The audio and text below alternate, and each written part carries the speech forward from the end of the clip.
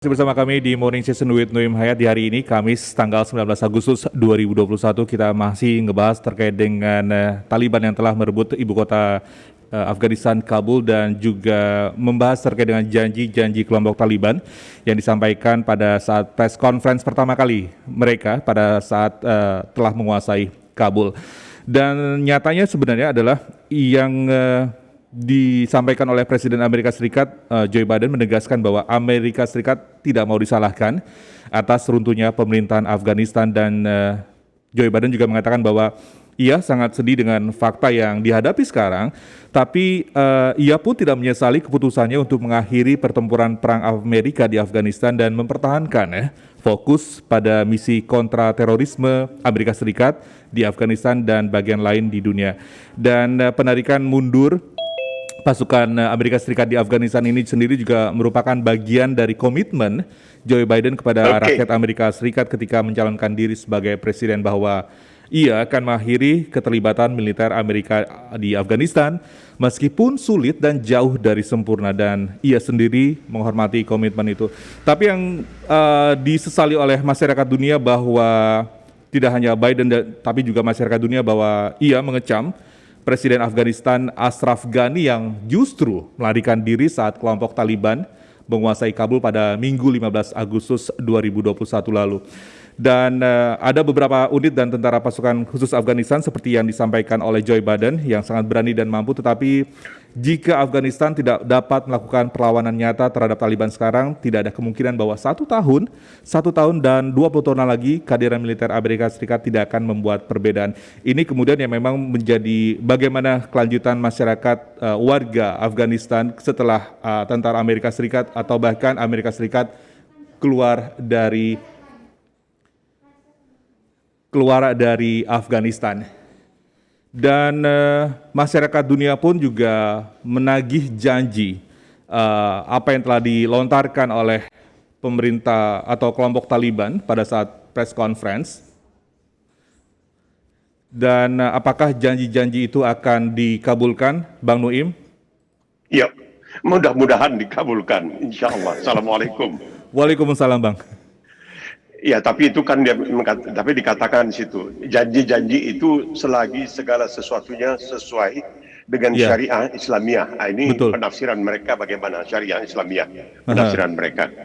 Ini yang penting nanti untuk diperhatikan, karena apa yang pernah mereka lakukan itu membuat dunia menjadi gempar, dan mereka mengatasnamakan Islam itu barangkali bukanlah Islam yang dimaksudkan dengan rahmatan lil alamin. Tetapi Islam merupakan suatu penafsiran yang barangkali sangat berbeda dari umumnya orang menafsirkan ajaran Islam itu. Betul, betul. Karena yang disampaikan oleh Taliban sendiri pada saat jumpa pers beberapa hari lalu seakan ini memberikan angin segar, dan apa yang diduga oleh masyarakat dunia ini bertolak belakang dengan apa yang mereka katakan 2 hari lalu. Mereka benar-benar ingin membentuk sebuah pemerintahan yang bisa bekerja sama secara ekonomi, dan angin segar kepada perempuan utamanya bahwa memberikan kebebasan kepada perempuan untuk bersekolah seperti itu. Padahal dulu ini tidak dialami atau tidak dilakukan pada saat Taliban masa itu. Banyak pertentangan-pertentangan. Nah, Bang Nuim, kita akan ngebahas lebih dalam lagi nih, Bang, terkait dengan bagaimana kemudian masyarakat dunia mengerem laju imigran dari masyarakat Afghanistan. Tentu saja karena sejauh ini kan ada ribuan bahkan ratusan ribu masyarakat Afghanistan yang eksodus ke sejumlah negara, dan juga bagaimana kemudian masyarakat dunia mengontrol apa yang telah disampaikan oleh kelompok Taliban. Bang Nuim, tadi di Headline News begitu banyak gelombang eksodus masyarakat Afghanistan ke luar negeri, dan di saat yang bersamaan Taliban sendiri ini menjanjikan kehidupan dan kebijakan-kebijakan yang moderat yang mungkin di luar pemikiran masyarakat dunia yang lebih ekstrim seperti itu. Tapi ternyata Taliban ingin menunjukkan sesuatu yang lebih humanis. Apakah sekali lagi pertanyaannya adalah apakah Taliban bisa menepati janji ini? Itu yang ingin ditunggu. Orang mengatakan itu yang mereka ucapkan, apa yang mereka lakukan itu yang lebih penting adalah apa yang mereka lakukan. Jadi betul. Umat manusia masih menunggu, karena ini tidak mudah ya. Karena kalau kita lihat struktur dari Taliban ini sendiri bukan suatu tentara resmi, suatu angkatan perang resmi, sehingga sulit sekali nanti akan ada raja-raja kecil, ya, kaisar-kaisar kecil di daerah-daerah tertentu yang ingin menerapkan barangkali pandangannya sendiri atau penafsirannya, mazhabnya sendiri dari ajaran-ajaran yang mereka sebutkan sebagai syariah. Syariah itu tidak merugikan orang lain, tidak boleh merugikan siapapun. Itu adalah hukum dari syariah itu sendiri. Jadi kalau mereka mengatakan syariah Islamiyah, itu syariah Islamiyah yang mana? Apakah seperti yang pernah mereka terapkan yang sangat mengganggu, bahkan kita sebagai muslim merasa sangat terpukul melihat semua itu, karena itu tidak sesuai dengan ajaran yang pernah kita terima, yang umumnya diakui oleh umat Islam di seluruh dunia merupakan rahmatan lil alamin. Jadi kebaikan itu merupakan sopan santun, rahmat, sayang menyayangi dan lain sebagainya, tidak seperti yang pernah mereka lakukan. Tapi pada waktu itu kita juga harus berpikir bahwa keadaan di Afghanistan itu memang sangat luar biasa, sehingga barangkali diperlukan suatu tindakan yang keras, tapi tidak sekeras seperti yang pernah diterapkan oleh Taliban. Karena biar bagaimanapun, ini Amerika yang paling aneh itu adalah bahwa adalah seorang bisa disebutkan sebagai bapak pendiri Amerika yang mengatakan there was never a good war or a bad peace. Tidak pernah ada peperangan yang baik dan perdamaian yang jelek. Tapi mereka itu ikut saja terlibat. Mereka ikut masuk. Dan ada yang mengatakan, kalau mereka tidak masuk, mungkin Taliban akan terus-terusan melakukan keganasan seperti yang kepuasan yang pernah mereka lakukan. Tapi dengan masuknya juga Amerika ke sana, itu telah menimbulkan macam-macam masalah baru. Dan sekarang yang menariknya, kita tidak lagi melihat bagaimana Taliban, dia harus berusaha sekuat tenaga untuk meyakinkan umat manusia, hakul yakin bahwa mereka sudah berubah, bahwa mereka tidak akan melakukan apa yang pernah mereka lakukan ketika mereka pertama kali berkuasa di Afghanistan. Bahwa mereka itu betul-betul akan menunjukkan kasih sayang, akan menunjukkan kelemah lembutan yang seharusnya menjadi ciri utama dari ajaran Islam. Kalau itu memang dilakukan, mungkin umat manusia seluruhnya akan mengatakan, luar biasa, kamu telah menepati janji. Karena sekarang ini, kalau dilihat, ini menimbulkan suatu masalah baru secara internasional. Banyak orang bicara mengenai Afghanistan, tapi orang di Cina sudah mulai bicara, Taiwan, hati-hati. Kau lihat itu, backing kau Amerika itu nggak ada apa-apanya. Backing kau itu Amerika itu nggak ada apa-apanya. Melawan Taliban aja mereka kewalahan. Taliban ini dikatakan dipengaruhi oleh ajaran perang gerilya yang telah digariskan oleh Mao Zedong, yaitu bapak pendiri Cina komunis.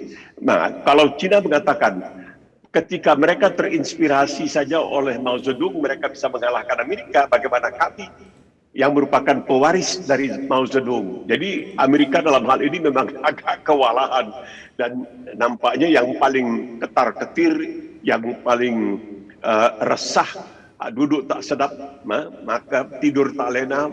Ya, ini adalah Taiwan.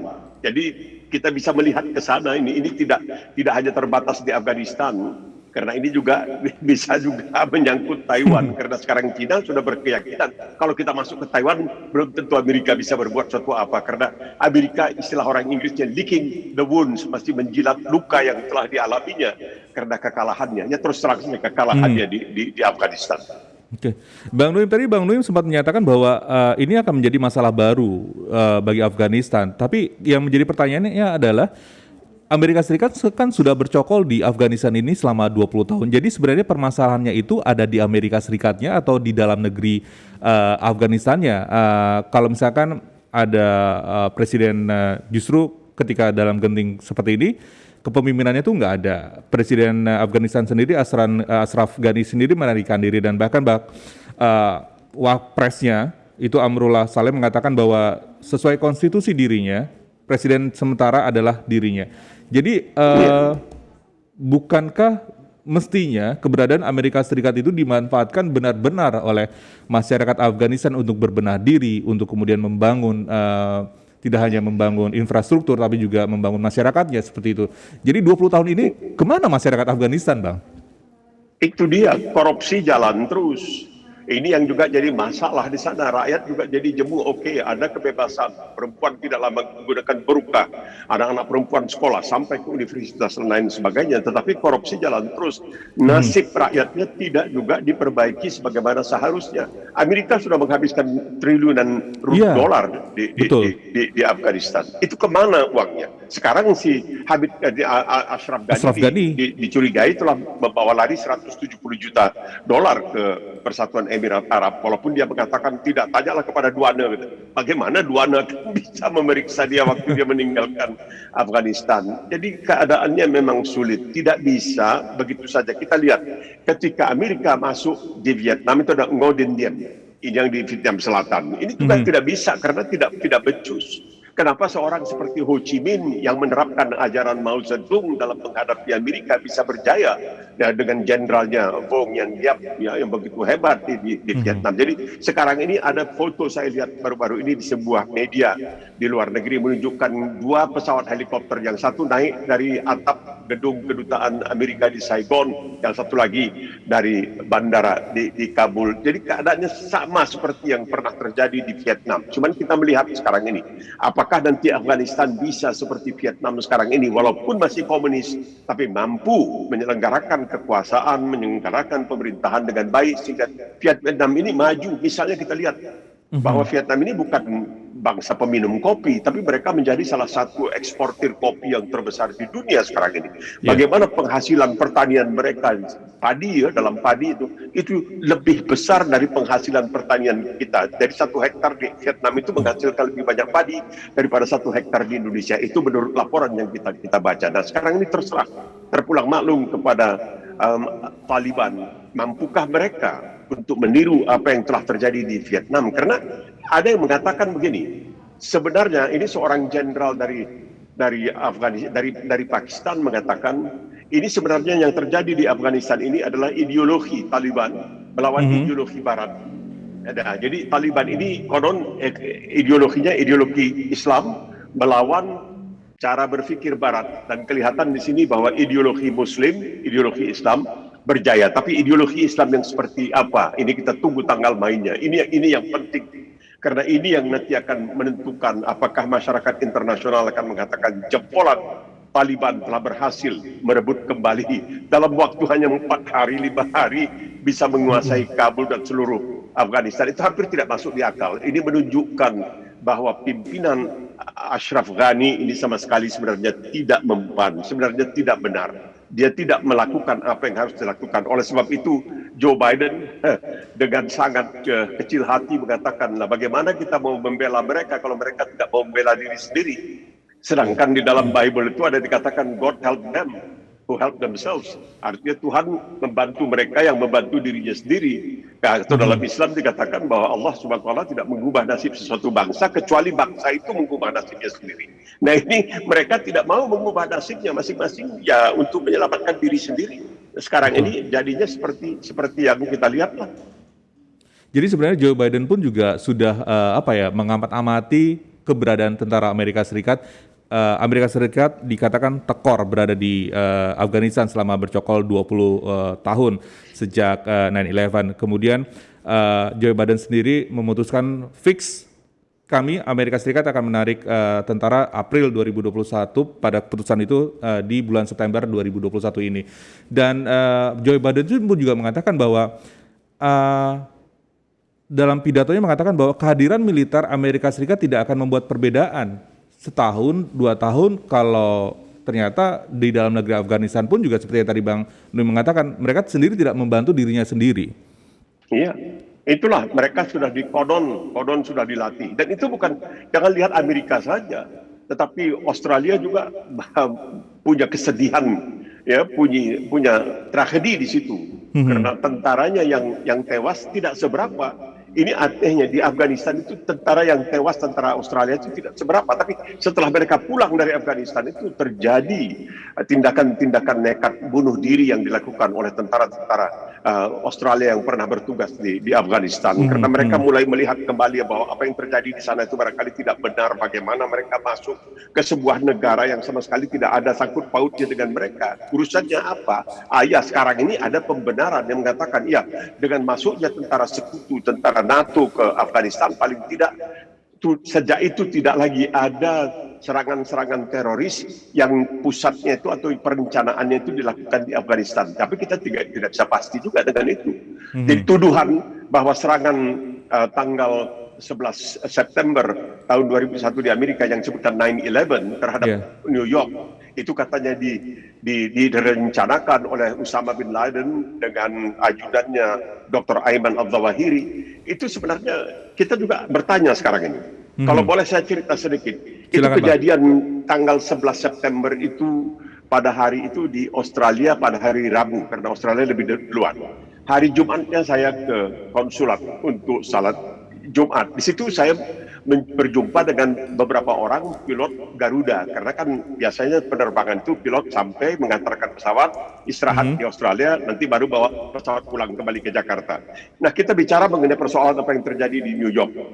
Lalu dikatakan bahwa orang-orang Arab yang jumlahnya kira-kira berapa belas orang itu bisa mengendalikan pesawat-pesawat canggih seperti itu, padahal mereka baru belajar terbang, baru belajar bawa pesawat hanya 3 bulan.